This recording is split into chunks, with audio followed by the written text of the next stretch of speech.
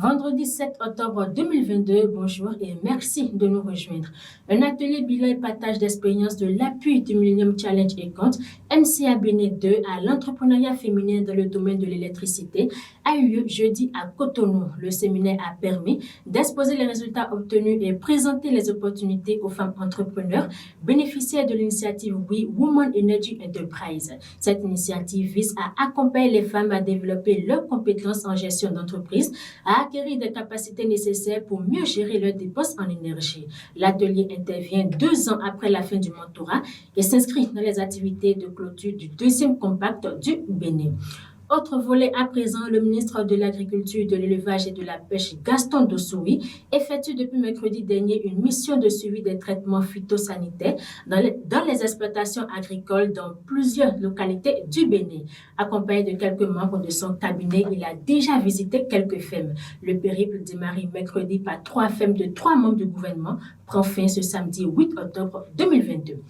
Hors de nos frontières au Mali, la police et les services de protection civile sont désormais militarisés suite à une décision du Conseil des ministres de ce mercredi. Des milliers d'hommes et de femmes participeront aux défis sécuritaires auxquels le Mali doit faire face. Plusieurs soldats seront déployés sur le terrain pour des tâches spécifiques, entre autres assurer la sécurité des populations et de leurs biens dans les zones reconquises par l'armée, faciliter la sécurisation et le retour de l'administration malienne dans les localités de l'intérieur du pays qu'elle a désertées.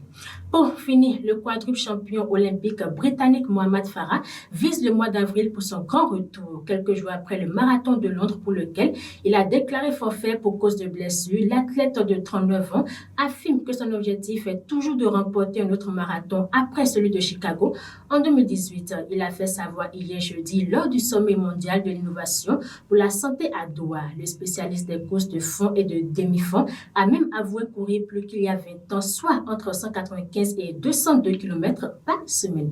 Fin de cette partie informative, passons à la pub. Depuis toujours, les hommes ne cessent d'explorer, découvrir, faire des rencontres, se déplacer pour diverses raisons. Mais lorsque la qualité d'un voyage sort de l'ordinaire et de la routine pour devenir plaisir, on l'appelle Vitespress. Vitespress, votre nouvelle compagnie de transport en bus, une nouvelle expérience pour de nouvelles aventures.